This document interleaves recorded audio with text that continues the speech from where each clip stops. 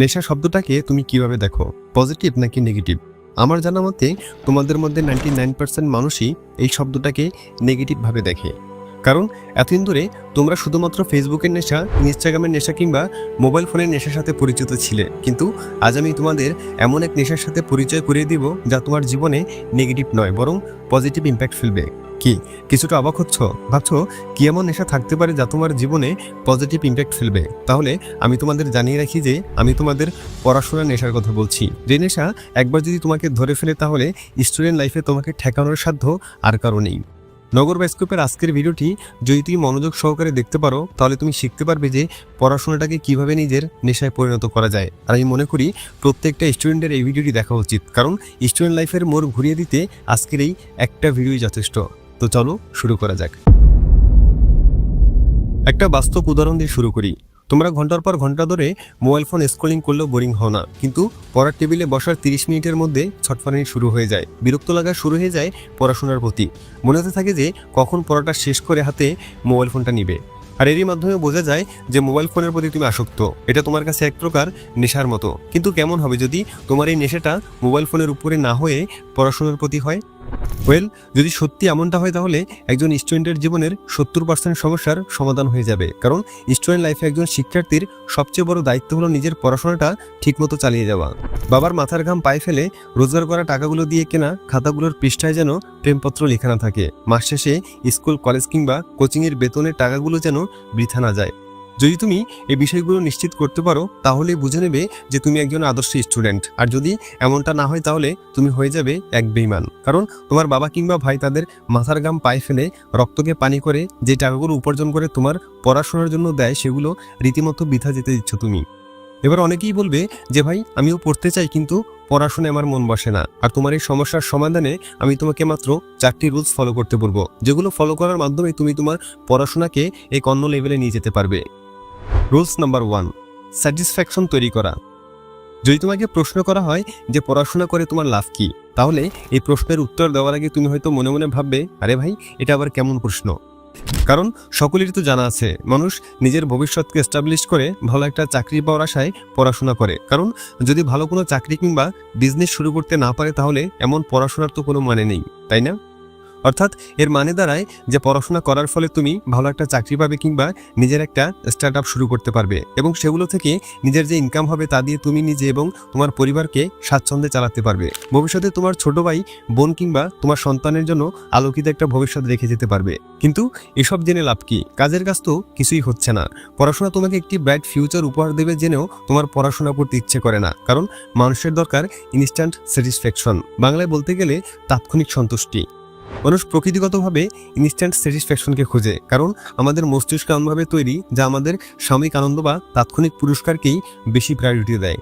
যখনই আমরা কোনো কাজ করি এবং দ্রুত ফলাফল দেখি, মস্তিষ্ক ডোপামিন নামক এক ধরনের হ্যাপি কেমিক্যাল ছাড়ে যা আমাদের ভালো লাগার অনুভূতি দেয়। এ কারণেই মানুষ দ্রুত কিছু পাওয়ার লোভে পড়ে যায়।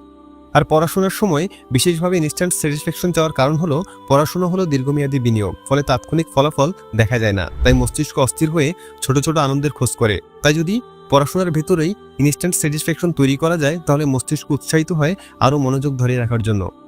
এবার প্রশ্ন হলো কিভাবে ইনস্ট্যান্ট স্যাটিসফ্যাকশন তৈরি করা যায়। মনে করো তুমি ছোট্ট একটা লক্ষ্য ঠিক করেছো, আর সেই লক্ষ্য পূর্ণ হলেই তোমার জন্য অপেক্ষা করছে পুরস্কার। হয়তো প্রিয় কোনো খাবার, হয়তো তোমার ভালো লাগার একটা সিরিজের 30 মিনিটের কোনো এপিসোড। একটি ছেলে ছিল, তার নাম ছিল রাহাত। পড়াশোনার কথা মনে হলেই তার মন ভরে যেত ক্লান্তিতে। পৃষ্ঠার পর পৃষ্ঠা দেখে মনে হতো এত কিছু কিভাবে সম্ভব। একদিন রাহাত চিন্তা করলো যে কিভাবে নিজের পড়াশোনার প্রতি আগ্রহ বাড়ানো যায়। আর এরপর সে নিজের সাথে একটা চুক্তি করলো। চুক্তিটি ছিল প্রতিবার ছোট্ট একটা টার্গেট শেষ করবো আর নিজেকে একটা পুরস্কার দেব।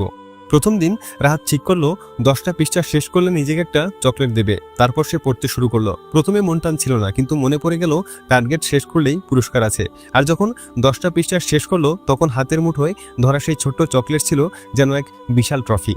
পরের দিন আরেকটা চুক্তি করলো, 20 মিনিট পড়া শেষ হলে পছন্দের সিরিজের একটি এপিসোড দেখবে। আর এভাবেই পড়াশোনা তার কাছে একটি যুদ্ধ নয় বরং একটা খেলা হয়ে উঠলো। পাশাপাশি পড়াশোনার প্রতি আগ্রহটাও আরও বেড়ে গেল। আচ্ছা, পড়াশোনা মানেই কি শুধু বইয়ের বোঝা, নীরবে ঘন্টার পর ঘন্টা একঘেয়ে মুখ বুজে থাকা? মোটেও না। পড়াশোনাকে আনন্দে রূপান্তর করা সম্ভব যদি তুমি কিছু ইউনিক উপায় যোগ করতে পারো। সবসময় মনে রাখবে, যেটা উপভোগ করা যায় সেটা শেখা অনেক সহজ হয়ে যায়। তো চলো এবার কথা বলা যাক পড়াশোনাকে কিভাবে ইন্টারেস্টিং বানানো যায় এটা নিয়ে। সাদা পাতায় নিছক শব্দের সারি নয়, নিজের চিন্তাভাবনাকে ছড়িয়ে দিতে শেখো। মাইন্ড ম্যাপ তৈরি করো যেখানে একটা মূল আইডিয়া থেকে ডালপালা মিলে ছড়িয়ে যাবে অন্যান্য তথ্য। রঙিন কলম ব্যবহার করে আলাদা আলাদা বিষয় বা গুরুত্ব চিহ্নিত করলে চোখের সামনে বিষয়গুলো পরিষ্কার হয়ে যাবে। এতে শুধু মুখস্থই নয়, বুঝে পড়ার অভ্যাস গড়ে উঠবে। পড়ার সময় চারপাশের নীরবতা অনেক সময় একঘেয়ে লাগতে পারে, তখন হালকা ইনস্ট্রুমেন্টাল বা লোফাই মিউজিক বাজাও। এ ধরনের সুর একদিকে মন শান্ত করে, অন্যদিকে মনোযোগ ধরে রাখতে সাহায্য করে। তবে খেয়াল রাখবে, গান যেন রক টাইপ বা লাউড না হয়, যাতে গানের কথা তোমার পড়ার চিন্তাভাবনাকে অন্যদিকে নিয়ে না যায়। আবার সবসময় একলা পড়া ক্লান্তিকর হতে পারে। বন্ধুদের সাথে মিলিত হয়ে ছোট ছোট কুইজ খেলতে পারো, যেমন কে সবচেয়ে কম সময়ে উত্তর দিতে পারে অথবা কে সবচেয়ে মজার উদাহরণ দিতে পারে। আর এভাবে পড়ার মাধ্যমে পড়াশোনাকে তোমার কাছে অনেক ইন্টারেস্টিং লাগবে এবং পড়াশোনার প্রতি তোমার বোরিংনেস একদম উধাও হয়ে যাবে। রুলস নাম্বার 3, নির্দিষ্ট টাইম আর লোকেশন সিলেক্ট করো, যখন এবং যেখানে তুমি কমফোর্টেবল। কখনো কি ভেবেছ কেন কিছু মানুষ সবসময় তাদের লক্ষ্যে পৌঁছে যায় আর কিছু মানুষ মাঝপথেই হার মানে? ফারাকটা কোথায় জানো?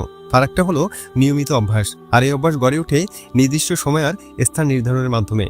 যখন তুমি প্রতিদিন একটি নির্দিষ্ট সময় পড়তে বসো, তখন তোমার মস্তিষ্ক নিজেই প্রস্তুত হয়ে যায়। মন আর শরীর বুঝে ফেলে এখন কাজের সময়। তখন আর জোর করে পড়তে বসতে হয় না, নিজেরই মন চায় বই খুলে বসতে। এটাই হলো সফলতার অন্যতম চাবিকাঠি।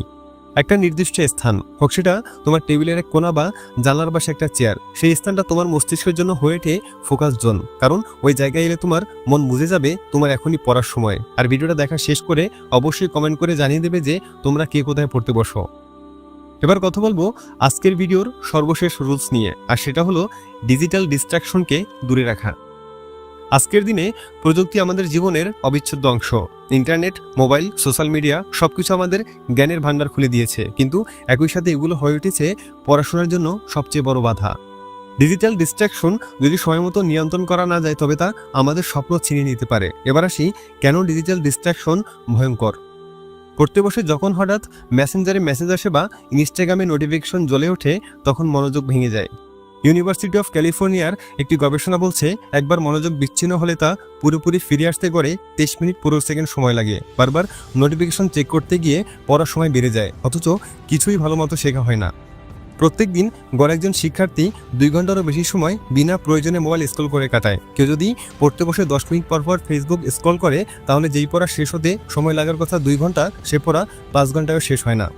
এবার বলি কিভাবে ডিজিটাল ডিস্ট্রাকশনকে নিজের থেকে দূরে রাখবে। নাম্বার 1, পড়ার সময় মোবাইল এয়ারপ্লেন মোডে দিয়ে রাখো বা সম্পূর্ণ বন্ধ করে রাখো। নাম্বার 2, পড়ার আগে সব প্রয়োজনীয় ফাইল বা নোট ডাউনলোড করে রাখো, যেন পড়ার সময় ইন্টারনেট খোলার প্রয়োজন না হয়। নাম্বার 3, নোটিফিকেশন অফ করে রাখো। নাম্বার 4, ছোট ছোট ব্রেক নাও, যাতে মন ক্লান্ত না হয় এবং মোবাইল চেক করার ইচ্ছাও কমে। ডিজিটাল জগৎ একদিকে আমাদের বন্ধু, আবার অন্যদিকে আমাদের শত্রু হতে পারে। এটা নির্ভর করে আমরা কিভাবে ব্যবহার করি তার উপর। মোবাইলের স্ক্রিন নয়, তোমার ভবিষ্যৎ হোক তোমার চোখের সামনে, এই কামনা রেখে আজকের মতো বিদায় নিচ্ছি। দেখা হচ্ছে পরবর্তী ভিডিওতে। ততক্ষণ পর্যন্ত সাবস্ক্রাইব করে নগর বায়োস্কোপের সাথেই থাকো। Thanks for watching.